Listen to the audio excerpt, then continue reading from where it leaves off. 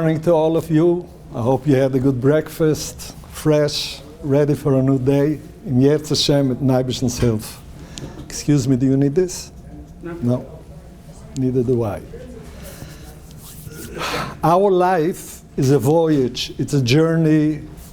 We get born as babies. We begin to develop, to grow up. And slowly but surely we take upon us more and more responsibility.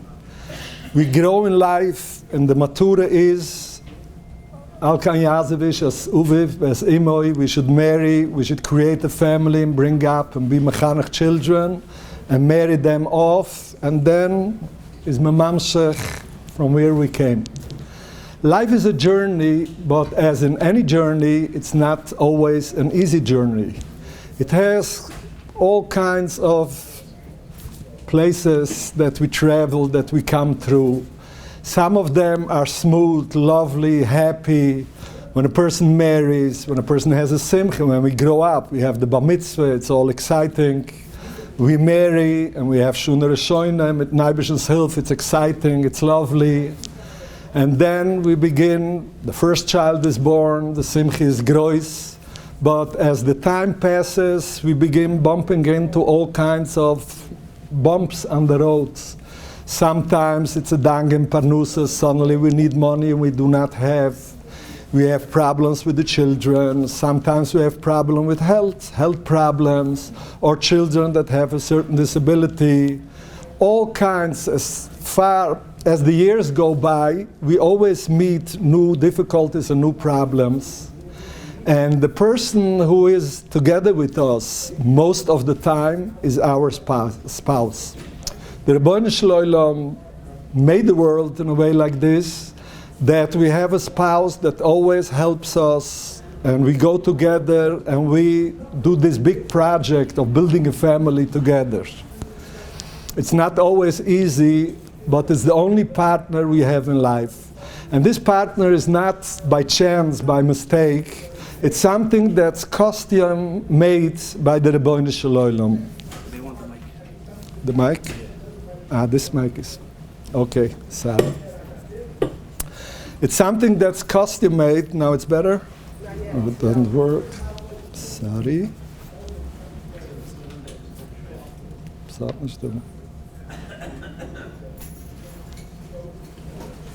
I think it doesn't have a switch here.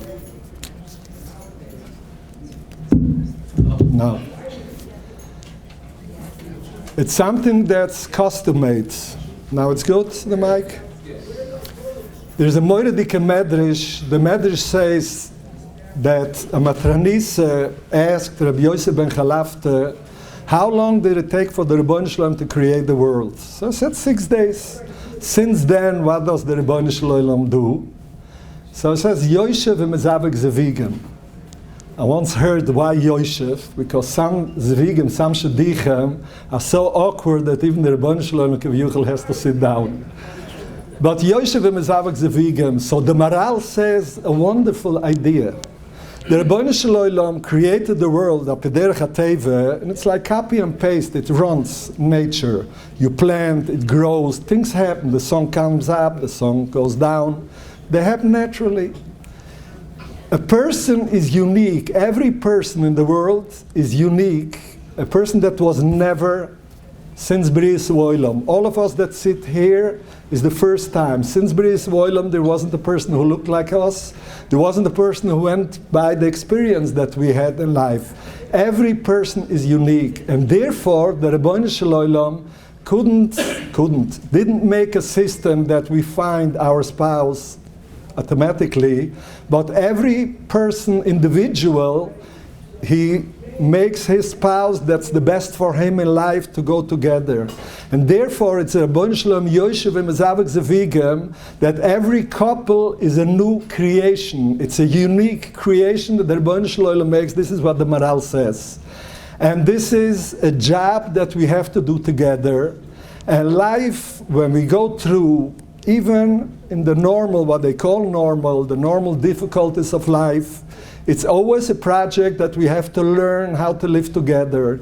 And it's in our hands if the life together, the married life, should be a Gan Eden, or Cholila, we should live in Gehenna. We have the choice what we do. It's very interesting, it's scary. I looked up the Medrash, there's a whole story there. She said she can also make, she took 1,000 avudim v'shfucha, she matched them together. In the morning they came, somebody had a broken arm, somebody had an eye missing. They went makas each with another, then she gave up. She said, it's really only the Rebbeinu Shalom can. So she told them, the Rebbeinu Shalom is mezavak zevigem, v'kusha ulav kekriyas yamsif. So the Medrash says, there's a pusing in Tillim, Elakim Moshe v'yichidim baise moitzi asirim bekoishrois, man de boye oimer shire, man de boye boiche. Which means, it says here in mezavgam shaloi b'tzoinom, that our spouse is, the Rebbeinu Shalom is mezavek, he doesn't ask us if we want it or not. He does the work, and it's our choice. We can choose to say shir on it, we can choose to cry, which means it's difficulty. But if to say shir, it's our challenge that we have to do. So this is a major project that we build in life, the family, and we have to do it together, and it's not easy. And if the Medrash says man de boye boiche, means there's a good reason to cry. It's never a match the way we see it, but it's a challenge that we can learn how to overcome it. Now this is in ordinary times. If a family runs into a distress, they have a difficulty which is more complicated. But in order to get to it, I want to base something which I believe and I think is the yesod of Shulam Bayis, and it's probably the only way that we can live together b'Shulam. Part of it, the main idea we heard yesterday in the wonderful drusha from Reb Shimon, but everybody has it in a different way, and I'll put it down in the way I see it as actually. Is there any marriage counselor here?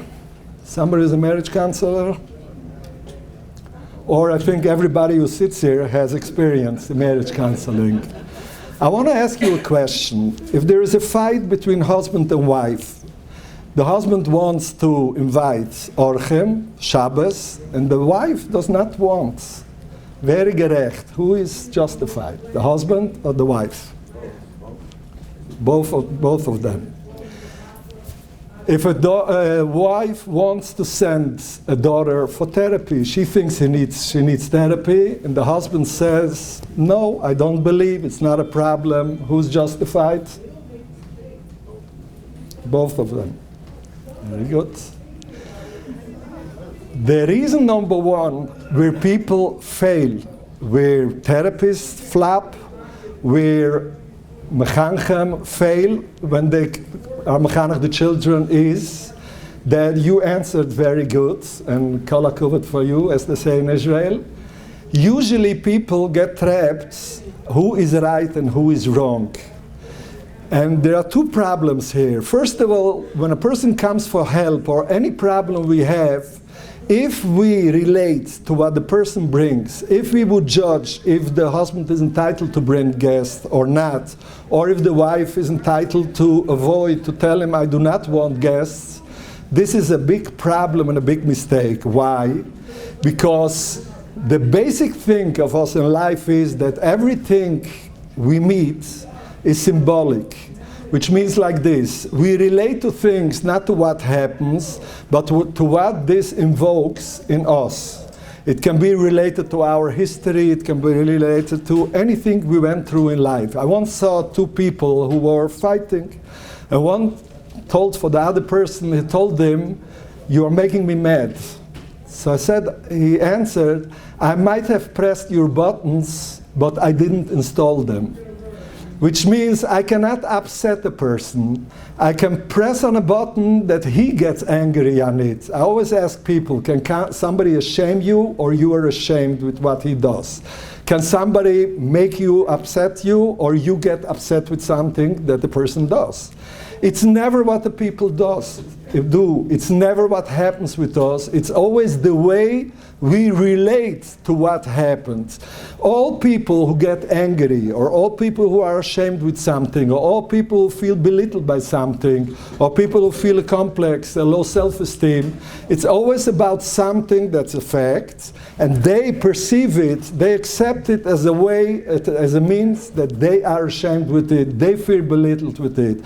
Always we can find people who have the same thing, people who stand in the same line, people who miss the same bus, and they'll be more relaxed. Why? Because it doesn't invoke in them, it doesn't press buttons by them that it does by the other person. So this is very meaningful, that we always have to look when a person is upset or a person wants something or there is any fight between a couple, what's behind, what lies behind this. Let's say when a couple fights about guests, it can be simply that the woman feels the husband is a shiner yid, he calls Orchem and I have to work, he doesn't even ask me, and that's what upsets her. It can be that the wife is jealous that he doesn't spend time with the family, and when he calls Orchem, is a shiner yid, and he talks nicely to them. So the fight isn't about calling guests. The fight is about his behavior, about issues they have from before between them. And if somebody tries to advise, if somebody tries to relate to what they bring, it will always be wrong if he doesn't understand what's the reason and what is the basis of their vakir. The same thing is about sending a child to a psychologist. I have seen it, that's why I bring it. The husband told me, my wife drives me crazy with psychology the whole day. And she tells me, we'll go to a psychologist, you'll see, he's going to say you are wrong. She's going to say you are not a good husband. So therefore, why should he agree to take the daughter? It's like she tries to get koyach against him, and to have another therapist that should talk against him. So he's against this. The problem isn't that he doesn't want to help his daughter who needs help. The problem is that he sees it as a tool from his wife to come at him, to get him in a corner, and therefore, that's the reason that he's against it. And again, so if we relate to what they bring, we're going to miss it, we're going to be wrong. And that is a thing that we always have to consider. Any problem that we are concerned about, that bothers us, that bothers our spouse, we always have to be choiker and go down a level and try to understand on what it lies. What is the reason? How does our spouse perceive what's happening? What does it make them feel? Because then we can relate to the real issue. So the real issue is never what people bring to the table. It's always what happens, what lies behind. Eventually there are two major mistakes. This one and the mistake of deciding who is right and who is wrong. And I have a nice, interesting way to try to bring across this point. Now I'll give you something interesting. Let's do it together. So wait until everybody gets one. Please pass it on.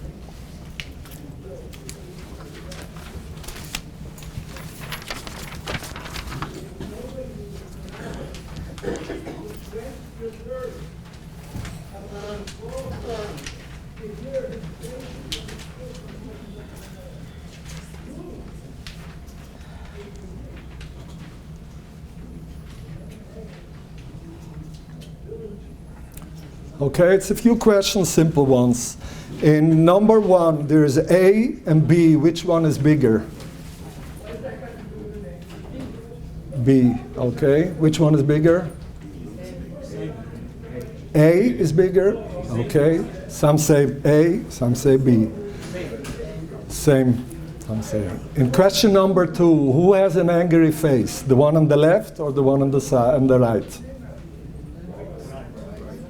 The right and the left. Okay. The same. Okay. In question number three, which side of the cube is the darkened side? And the top, the bottom, or the back? What? Hold it any ways you want. How do you see it? Where do you see it? The back. Everybody, the back? It could be any, depending on which angle you look at. Okay. Okay.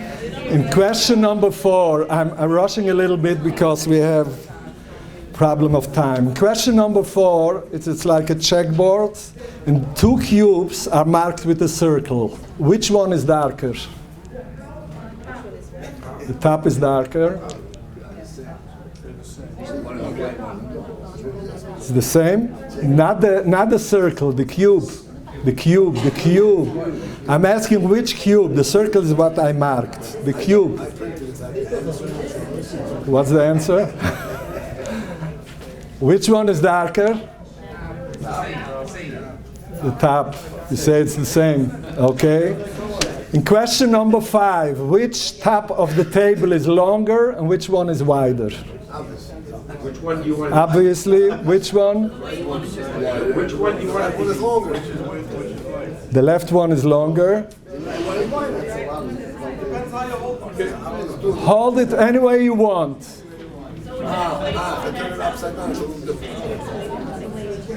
Okay, I'll tell you the answer and then we'll see what we can learn from it.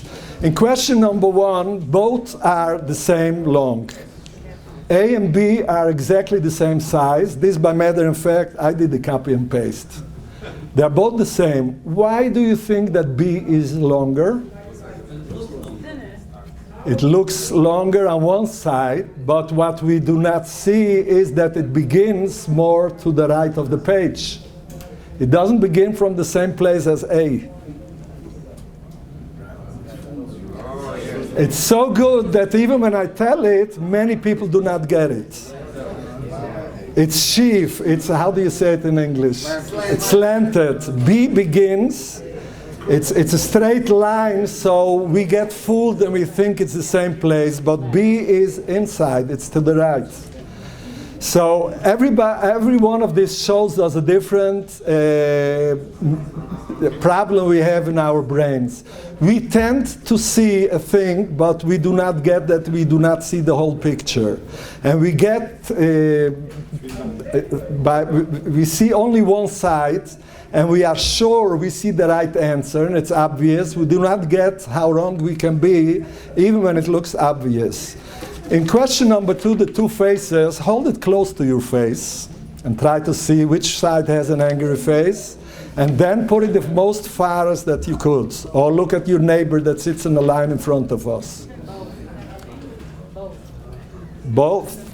Look at it as the far. Which one is the angry face? Changes? The right one. And when you look from the close, the left one. This was done by a Goeën artist in Holland who got to know how people perceive faces, and he made the drawing in a way that when you look from the close, people will say the left one is an angry face, and when you keep it away or you look in another place, the right one is the angry one. Or look at the one who has it in the front seat. And that's amazing. I always say, if you have a debate with your wife, with your spouse, and she says it's obvious this is the truth, and you say it's obvious like this, who is wrong? Both might be right. From where you stand, you see this one clearly that he has an angry face, but if you would stand in her place, you would see obviously that the right one has an angry face. In question number 4,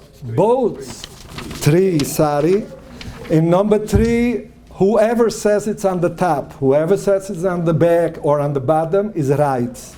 It doesn't depend in the cube. The cube is in a way that it depends the way we perceive the cube, where the top is and where the bottom is. And sometimes I succeed in seeing it in 2 ways, and I see it in one way and I can't see it in the other way. It doesn't help turning around the page. It's only the way we put it, we decide it's the top, and it's very difficult to change it. But it can be seen in 3 ways, and all the 3 ways are right. Which means that it can be a debate of a kiech on the reality, and both are right. You try it again or ask people. This is hard to explain because it's something that we have to see. You see 2 ways, and you could go back and forth. In question number 4, both cubes are exactly the same color. Can it be? They're exactly the same color, and it's impossible for the human eye to see it, and I'll tell you why, which is mind-boggling. The cube on top is surrounded by white. It has a white space around, and the only way we see things is by comparing. So when it stands between white and the white space in the background, we see it as darker.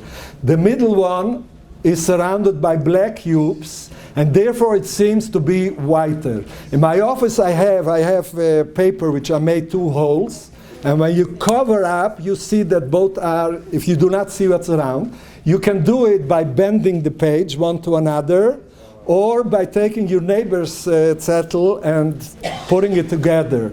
It's exactly the same color, and it's unbelievable. I have it in one of my books, and when it came back from the print, namens de kishkes haben sich gedreht. I told my wife, I think it's wrong, it can't be. And I went quickly and cut out the paper, and I saw it's the same thing, it's exactly. And this proves how we are influenced by knowing a family, Malamdam, if I know the brothers of the child, that it's very difficult. A person should see something objectively, because we are always influenced by what we know from before or around. And the same problem is by table number 5, by number 5. Number 5 is exactly, both of them are the same top of the table. The same length and the same width. Can't be. Unless you take a ruler and you check, you see it's exactly. Our brains, one is put away, and our brains adds up the feet of the table and the misgeret from down the table, and it seems to be long. And the other one stands in the wide side, so we add this to the width. We cannot separate both. You can't see it unless you take a ruler or take your neighbor's paper, or you cut it out and put one on another. It's exactly the same top. Can it be? No. And if it will prove that it is, what will we learn from it? Because the Rabbi Shalom made our brains far from perfect. We are influenced by things that it's dry on the truth. How do you say it? They twist the truth. We do not see. It distorts the truth. We do not see the truth. Even if a person is convinced, I speak with Chassanim, so I ask once, if your wife will think different, what do you think about it? He says, I'm a smart person and I think through things well. If she will say different, she's probably wrong. So I told him, you can give me Muas Kadima, you're going to have a lot of problems. Because it's impossible, and I have all kinds of illusions that I show people, and I ask them, now tell them if a simple line, you are so wrong, how will you know what she has in head? She did it because of that. We do cheshboinus in pelpilim, why our spouse did things, we have no idea. We can be so blind. The smartest person, and this is the Mr. Haskell. The Mr. Haskell is that we tend to think and to believe that if we see something clearly, this is the truth. And nothing can be so far from the truth as our being sure. Avada, we can be right at times, but the right approach is, it seems to me this is bigger, it seems to me this is wrong, it seems to me this is right. We never get it always in the right way, and the smartest people, we have all kinds of distortions that the Rebbeinu Shalom created us in this way, so we do not know what's true. So the basic thing in life, and this is not something, a trick in Shulam Bayis, it's an approach to life. If we learn to always question and think, it seems this way. Sometimes people say, I'm not an idiot and I'm sure. Sam, did it happen once in your life that you were sure and then you saw you had a mistake? So who can say it didn't happen to him? So how are you sure that now you know the truth? How are you so sure? We always have to live with a question mark and think, this might be right, this is the way I see it. We are entitled to do things because we see it as right. We have the right, that's one of the basic thing in self-confidence, is not I am right, It's I have the right. In Yiddish, they say, for those who speak Yiddish, sie do Zanggerecht and sie do Hubenarecht. So I say the word isn't the Bisgerecht, the word is the Hostarecht. Everybody is entitled to have his opinion. I can live my life, I want to go on vacation, I think it's worth. I think it's not worth. I think it's better we should stay home. That's my opinion. If I have to debate with my wife or any other person, if my approach is, I see it this way and I respect your seeing it in a different way, then we negotiate what to do. It's also a project and we can talk a lot how to do it, but the point of, not point of entry, the opposite, the point of the Yesod, okay, it avoids my looking for the English word for it. The approach has to be always, this is the way I see it, and this is the way you see things, and then we have to work it out. There is a nifledike word from the Jikever who says, Tzad is begematria, and Aleph Bais, there Aleph is 1, Bais is 2. What's the begematria of Tzad? 94. How much is 2 times Tzad? 2 times 94? 188 is the gematria pikech. That a pikech is somebody who knows that there are 2 tzdudim to everything, nothing is only 1 tzad. How much is twice pikech? 2 times 188? How much? 376 is the gematria from Shulam. That in order to live b'Shulam, it has to be 2 pikchem, who everybody should understand that there are 2 sides to every point of view. Now this is human nature, which is a chochmeh lekis that the Rebbeinu Shloim made it this way. A husband and a wife, it's impossible, there will never be that they see everything in the same way. Kashem shaim partzafayim shuvas, kachan da'asayim shuvas. As nobody can expect his wife should have the face and look exactly like him, the same way he cannot expect she should think and feel and have the same opinion as have. And this is a chochmeh lekis. There is a nifle dike Rambam that Rabbi Yosef Shol Nathanson brings. There is a lucha by Sanhedrin achar Rabban Lahatas. There was 71 Sanhedrin, and if they had din and nefushes, what the Rav said, they used to kill like this. If a person's chayiv misa, if a Rav says like this, what happens if all of them say the same daya? All of them are mechayiv that the person has to be. He's not guilty. Why? There's a pusik that you learn it that it has to be, but the Rambam says, this is a Rambam. The Rambam says that the human nature, the mind, is full of holes. The only way we can rely on a daya of a person is if we hear a different daya and we see the other point of view. If I see this day and I see the other point, then I can choose and decide which one is stronger. So if there is a rabbim and a miyat, if there is a debate and I hear a different opinion, and I understand why this person says different, then your daya is a daya. If everybody sees it the same way, nobody sees a different daya, then we cannot rely on it.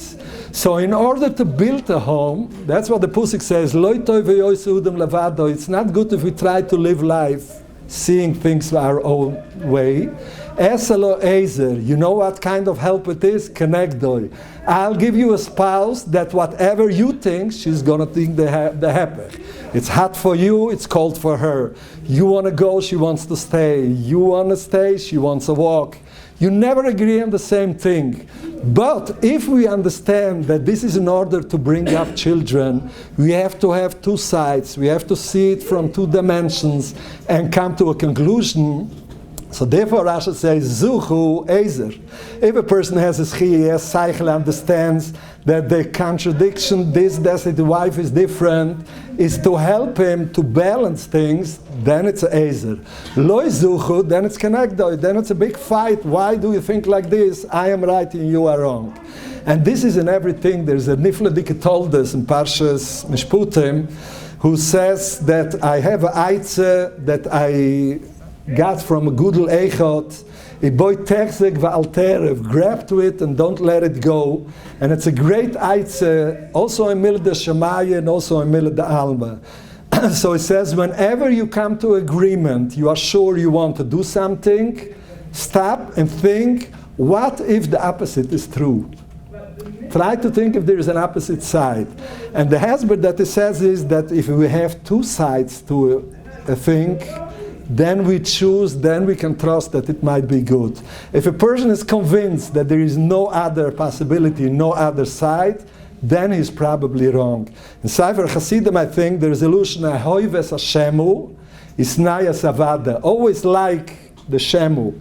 The question mark, never be sure of yourself, always doubt and always be curious and always try to understand. And I always say that a smart person, people usually look for people who agree with them. A smart person will always look for somebody who thinks different, because the guy who thinks different will show you something you didn't see. If you find a person that sees the same thing, he has the same diet, it might strengthen your point, but you might miss a lot. And this is a very important thing in life, that we should always look for the opposite, because this gives us the balance. Now, this is the thought to approaching, it's the thought of self-confidence, it's the thought how to respect other people. Because if it's right and wrong, then it's like a seesaw. If I am right, you are wrong. If you are right, I am wrong. If it's too different, it's like they say in Israel, al tam varech en litvakeach. It's a matter of taste. If I love this coffee or tea, it's not right or wrong. Everybody has a different taste, so everybody has a different opinion. The same thing is true also with emotions, with feelings. We have our feelings. Every person is entitled to his feelings. If I can respect another person's feeling that he feels different than I do, if I'm not afraid to say what I feel, and I say this is the way I feel, I'm afraid, I'm ashamed, then we can respect each other, and then we live together in easier, we can come to conclusions and easier. And this is a major, major thing when we bump into a problem in life. When we have a difficulty, it's in everything true, but in Yonani, when we have a difficulty with children, if a child doesn't behave like he should, like we think he should, if he goes off somewhat, it depends very much how we take it, how we perceive it. Some people are very ashamed of the sviva. What would the neighbors say? What will be with Shadichem? Sometimes the spouse is upset. This bothers you. Don't you care? He doesn't read Krishma Bizmanoi. He doesn't behave like this. What's with the Rebbeinu Shalom? This is then concern. Everybody has a different concern. Some people are ashamed. Some people feel guilty. I behaved in such a way that's the reason this happened to my children. All kinds of emotions and feelings that can come up in the people. Nothing is right and nothing is wrong, or better, yoter nuchon, everything is right. Every person is entitled to feel the same way. The person who is ashamed is entitled. It's not easy. People don't like to be the talk of town. Even when something are not guilty. I remember when my wife became sick, 16 years ago, my wife became sick and then passed away. I went, it was like a bomb. Suddenly everybody spoke. Friedman's wife is sick. I went to the grocery store in my neighborhood and I saw all the women. It was my imagination. I don't know what's true, but I felt like knives sticking me. Everybody is looking at me. I'm the talk of town. I came in Besmedish. It was so difficult for me. It's not easy. Everybody's entitled. Nobody can tell me, don't be ashamed, this is nothing. This is the way I feel. I can learn how to think different. True, I can work on myself. But everybody is entitled to feel the way he feels. And this is very important when it comes to dealing as a couple with a problem in the family. There is no doubt, and it's impossible that both should feel the same thing. This shouldn't bother me, this should bother me. They always have different things, different approach. They always will have different emotions that is invoked by them. It depends a lot what happened with them before. How much shulam bayis did they have before? How much did they fight before? And how was it in the families they came from? Did they come from a dysfunctional family and then they're more terrified and afraid from what happens? There are so many possibilities that can be, so many buttons that can be pressed by us when something happens, that it's mind-boggling, that we can never figure out. Therefore, I also say people are mechazik other people. Yeah, this is nothing, you never know what happens to a person. You never know what the person thinks. Unless the person tells us what's bothering him, why he's concerned, then you can give him the right chizik. And therefore we always have to listen and try to understand one another in order to deal with it in the right way. So the point I want to say is, I'll see how much time I have, until then stop me. Like I tell people before Pesach is a time of pressure. Everybody has experienced it. And in many homes there's a lot of fights going on before Pesach because the woman is pressured and the woman complains the husband doesn't care and he says dust isn't chumetz. All of us know all those debates and vikichem. But if a couple has cycle, they prepare how will I confront it. I once had a couple that came to me, they used to fight every Friday, there were fights, she made things the last moment. So I told them, now it's Sunday. Is there a possibility you should plan from now how to have the Friday, should be okay? Yes, no. So I said, if I would give you a prize, if there would be a reason you should plan from now, how to have this Shabbos. Only this Shabbos should be acquired. So the woman said, no problem, I can plan to make it on Thursday, we can prepare. So I said, Ribono Shel Olam, week after week you fight on the same thing, and I do the same thing. We tend to fight on the same things between couples. And there's something we know in advance it's going to happen. Why shouldn't we plan now? What can we do? It should be B'Shulam. It should go through B'Shulam. And Pesach, I've told it for people. I learned it. My wife, Leah Shulam, used to do it. We used to go on trips. I light the lighter. It's taped. I'm a frum person. I don't like going on trips Chalavoit with the frumis, with all the people together. I used to go to trips a day before B'dikas Chumetz. We used to go in Safon and Hermon. It was empty, it was a Mechayim. People told me, how can you have time to do it? I said, it's very simple. If you plan it the right way, when you clean which room, when you do what you do, you can plan it the right way. So we have every year Pesach, and it comes again and again. Why shouldn't we plan how will we go through this tkifa? It's mind, it's a michanish and nerves. How can we take a half an hour every night? We drink a coffee, we take a walk, we take a time out. No matter what happens with Kichem, we go for a walk, we do not talk about spending money, what has to be done. Time for ourselves. And the worst times, even couples that have a lot of vikichem between them, if both of them want to find a way how to live together, if both of them want to go through this tkifa, this is the way that can help them. Let's see, we are together. There is a saying, or we fight together, or we'll hang together one near another. You can live in Gehenna and fight, and everybody's going to be justified, but the home is going to be a Gehenna for you, the home is going to be a Gehenna for the children. Or you can say, although I don't agree, I think you're nuts, he said yesterday, but I don't want to suffer. We have nothing to gain from tearing apart one another and fighting and biting and kicking. Let's see what can be done the best we could. Everybody is different. But if you speak in advance and you try to plan how to make it, and it's our hanua, it's our gain, it's our children's gain, and then we can do a much better job.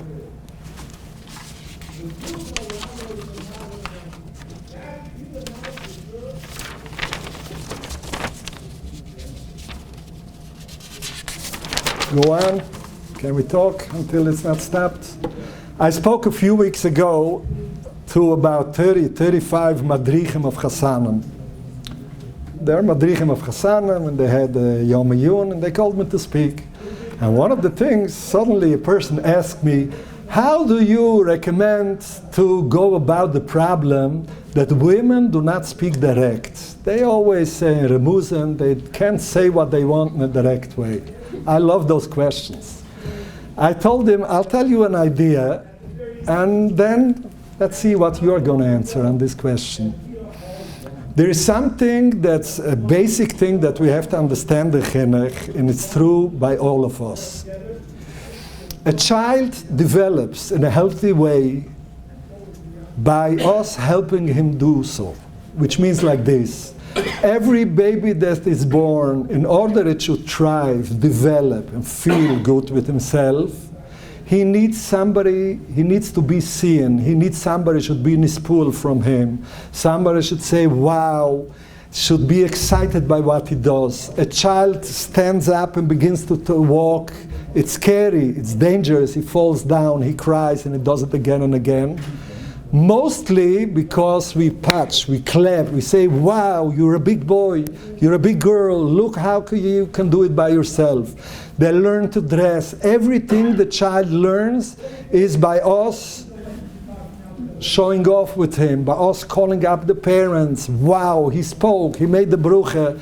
This is what makes him feel good with himself. This is what makes him grow. When children, it's a known research, after World War, there was a Baise Yesomim in England. There wasn't time to look on the children. The children were even physical sicker. They died more because nobody looked at them. The child develops by being seen, by somebody loving him, by somebody giving him feedback and complimenting him on whatever he does. I saw a younger man, over 30 years old, a younger man at Tachshit, he sits and learns. He complained he feels emptiness, nothing, he didn't admire anything he does. I always try to get his history, and it came tears to my eyes. He said he was a Yusam. By the age of 5 years, his mother passed away. His father remarried again. They were busy with the new family. He used to come home from Chayda and nobody looked at him. The mother fed him, gave him food, but nobody was excited. I asked him, was ever anybody in your life that you remember who was nispul from you, who said wow on something you did? He couldn't remember. This is painful to hear, and it's painful to see the consequence, what happens.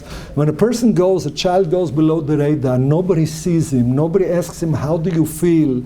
How are you? I work with Bucherim, with Ingalat, and I asked many of them, did anybody ask you how you feel about something? And it's sad how many parents, how much we miss this.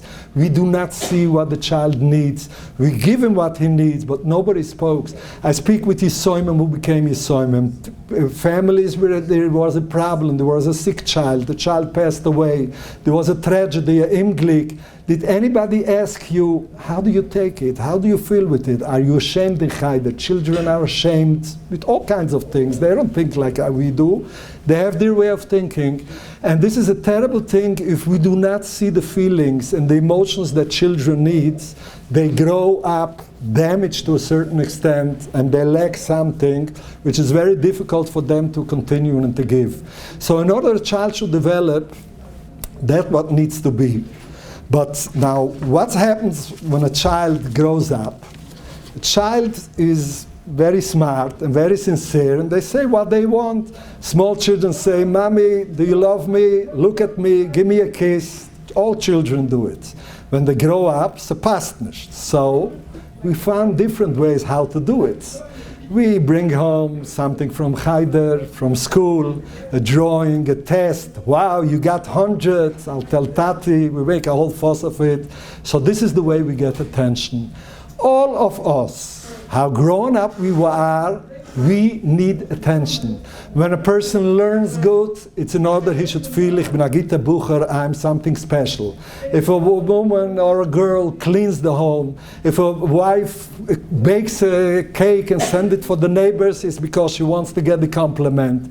We need the same thing. We are smart and we hide it and we are not used to say it, and it's tragic for me to see it. We don't even have it. We don't even know. When a person stands in Besmedish and says his daya, his debate, Fauci or this or that, what he eventually says, look how smart I am. I understand. Even about Darshan, I told them when he stands, look how smart I am. We all have these needs.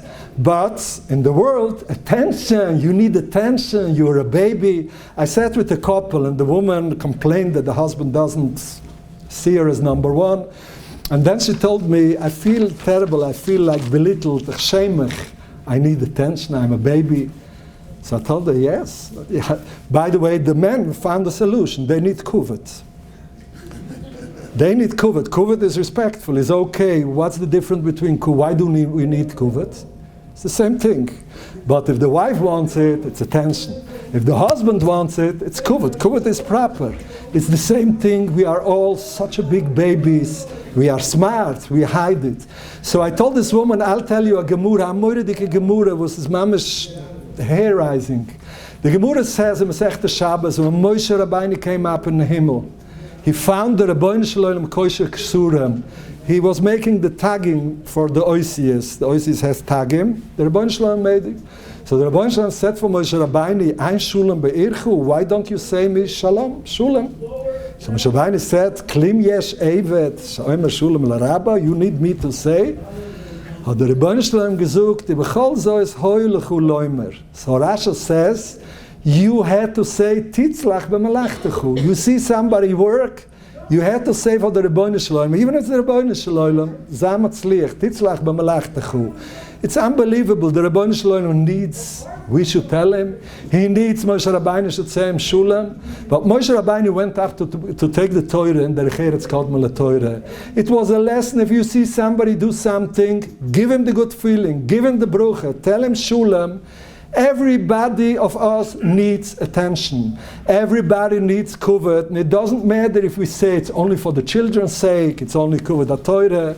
All this wrapping around, we are babies and we want to be looked. And what's the problem? We do not have the guts to say it. So if a husband comes home and the woman ignores him, she didn't prepare exactly what he wants, he gets angry, he gets in chaos. But if he would have guts, he would say, I feel belittled. I feel you're not counting me. I want you to be more nispoel. I told you something I did. You didn't say, wow, you were excited about somebody else. But how many people have the guts to do it? The women do, the men, much less. But then he gets angry, and then he begins attacking her and something else. Why the children are not in bed? Because he's angry at her. So I told this madrech, now you answer me, how do we deal with this problem of men who do not know how to talk in a direct way? It's all of us. It needs a lot of working on us. Why? Because letzaraini, it's unbelievable how much we spoil the children shouldn't be able to talk. I once saw somebody said, we work 24 months to teach children how to talk, and then we work 24 years how to shut them up. Because whatever they say, we tell them, what are you talking like a baby? That's narishkeit, you don't understand. We make them feel bad. We shut them up. So we were taught we have to be very brave to say that I want attention. It has to be very brave. Why? All of us want it. Why? Because the message we got from the Sviva is, don't be a baby, don't cry. What are you, a girl? I spoke to a Bucher. So I said, by them emotions, it's puzzle. They used to make fun of emotional people. A Bucher told me 2 weeks ago, women are crazy. I said, wait, what you will have to learn in your life. Why are they crazy? Because they're emotional. And what are you? I said, look in the mirror how you talk, with such an anger. The woman, my mother, what do you talk? You talk cold? You don't talk emotional? It's unbelievable how the environment teaches us to shut up and to impress and not to say what we feel. And this is the message that I would like we should understand. We are human beings and we go through difficulties in life, and everybody has his problem and everybody has his bad moods, and sometimes we feel belittled because we went to some place and we didn't get the kuvah that we wanted. We went to a chasana and the guy didn't wake a trask. And if I can come home and tell my wife I feel bad, I went till B'nai Barak, I had a story like this, and I didn't dance with closed eyes and he didn't look at me. I had to wait 20 minutes until he came down from heaven, and then he was like not here, and it gave me Bekoshi Mazel Tov. I came from Yerushalayim, I did an effort, I felt so bad, so shoved aside. But if we have the guts to say, I feel belittled, I feel bad, I'm concerned, I'm worried, I'm jealous, the other person had more than me and I feel bad, then we can live, then we can support one another, then it's okay. And this is what we have to learn. There is no right or wrong. We are all human beings. I'm going to finish with a story. I heard once a nice story. There was a couple who fought, and the husband decided he wants to divorce his wife, but he went to a lawyer and said, I want to learn her. Ich will lernen tanzen. Nicht tam, I want her, she should get her makkah of her life. So the guy said, if you'll divorce her now while you fight, she might be happy she got rid of you too. It's not a good idea. I have a good answer for you. 5-6 weeks, treat her like a malka. Bring her coffee to bed, flowers. Treat her like a malka. Then when she's going to be happy, you'll come with the divorce. That's going to be a real makkah for her. He loved this advice. And he began doing it. The lawyer waits 6 weeks, 7 weeks, 8 weeks. Was gescheit? He called him up. What happened? The guy said, what? I'm a king in home. Ich bin a melech. She treats me. It's lovely. I don't want to divorce her. So said the Mr. Askel is, if your husband if you will treat your wife like a klafter, you will be the caliph at home. If you will treat her like a queen, you will be the king at home. If Shlomo Zalman Auerbach was a very fine person, a smart person, so Chusen asked him, Chusen Doimel Melech, how long does it take? So I said, as long as she is going to be the Malka, you're going to be the Melech. So this is what we have to leave, and this is what we have to take along. If we treat one another with respect, and we give, it's legitimate, whatever the other person feels, and we try to be soft and understanding, then we'll have a lovely life. I wish you all the best, and thank you very much.